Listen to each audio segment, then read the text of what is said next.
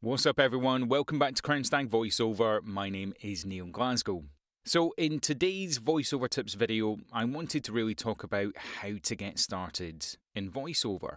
Now, I've been contacted a few times over the last couple of weeks about people that are just starting out. Hello, welcome. That's what this channel's for.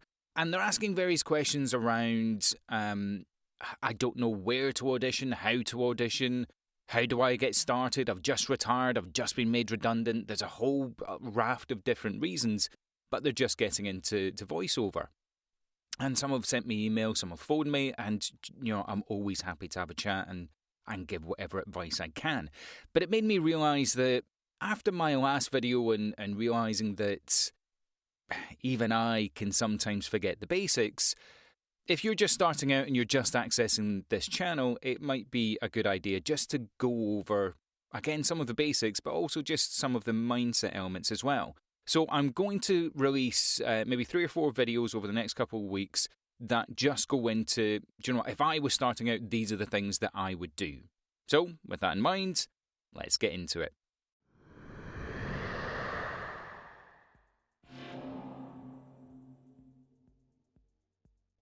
So one of the things that you need to get together, one of the most difficult things that you need to do, and I'm telling you to do it first because really it's going to influence everything you do.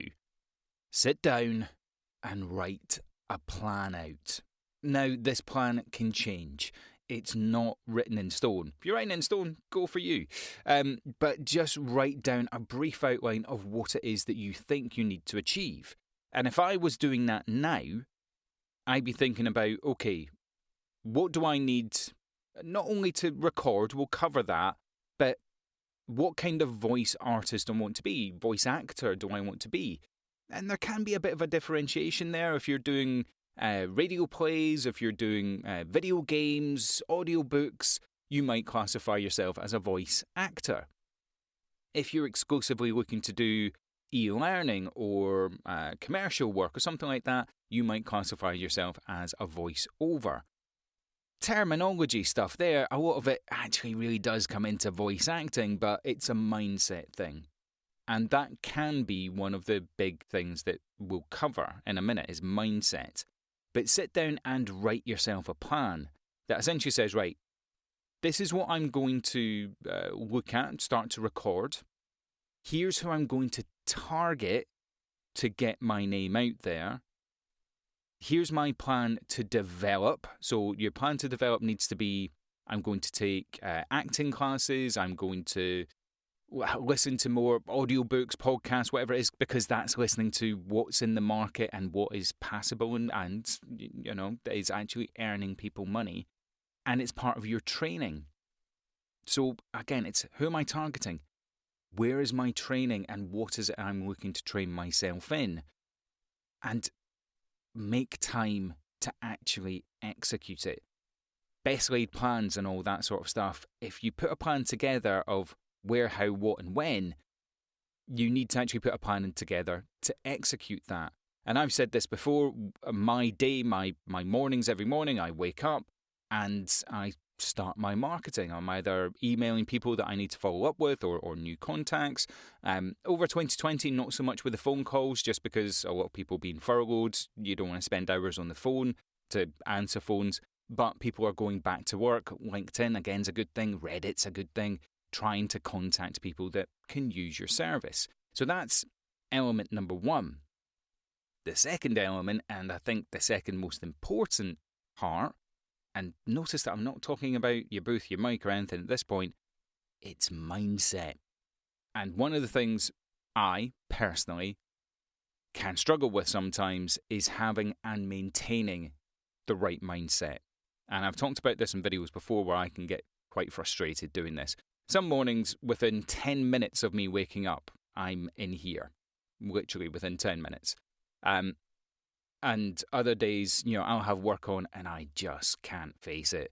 Need to get it done, but, I just can't be bothered because something has not set me off right for the day, whatever that might be. But you need to make sure that you can maintain a mindset And especially when you're starting out, maintain a positive mindset when you can, because you might not get the responses that you are hoping for.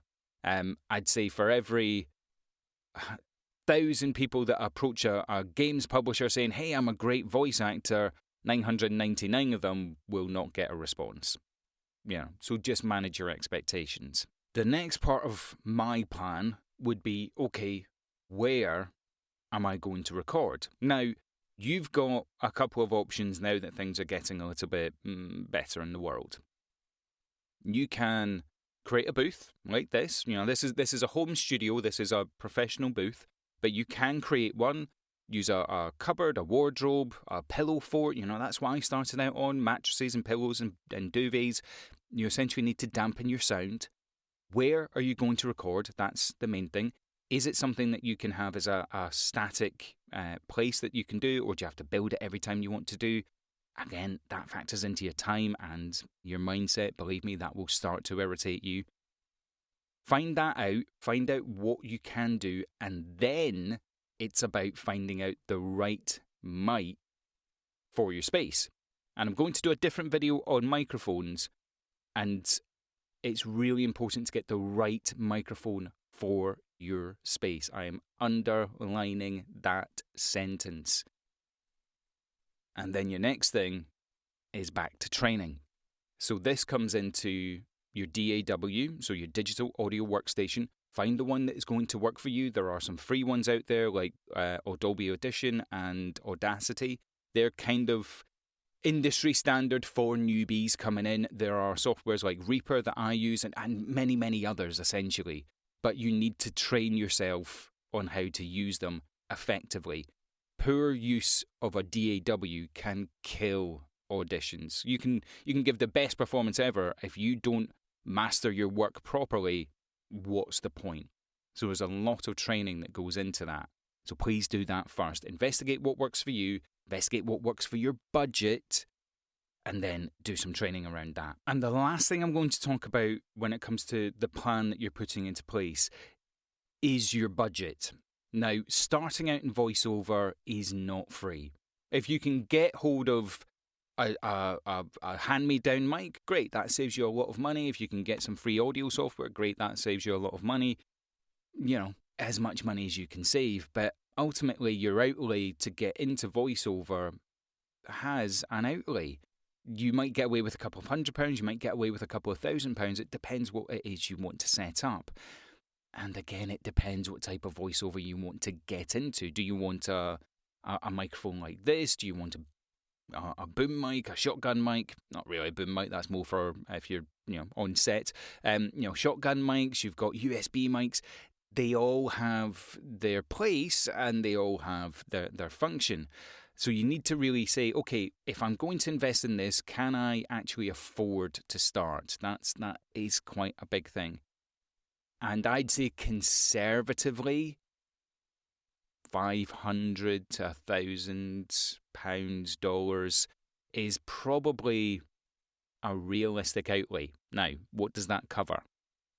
You could buy a DAW like Reaper for that. You can also get a pretty decent microphone for that.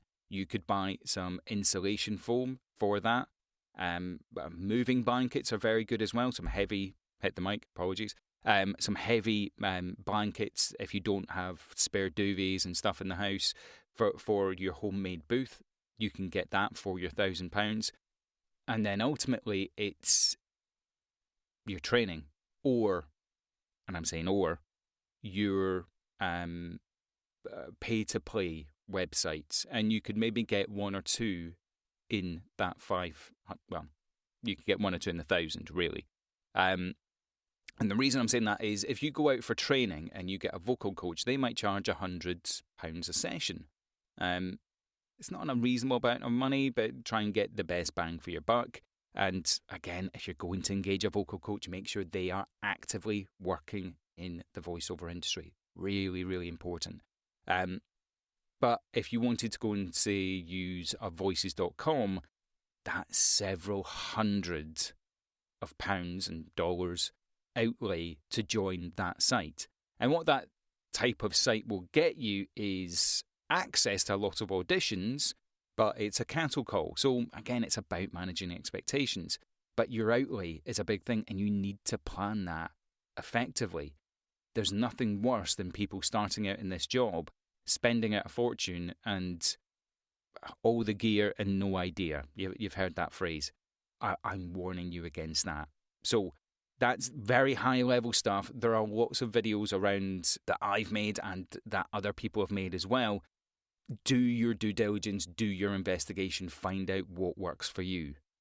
I hope that's been helpful. In my next video, I'm going to talk about microphones, so that will be released in a couple of days. Bear with me, and I promise you that will give you a really good steer on what to look for your voice, but also just a general what's good quality as well. If you've liked the video, give me a like and subscribe, share it on Facebook, Twitter, all the usual YouTube stuff. And remember, I promise you, you absolutely can be a voiceover artist.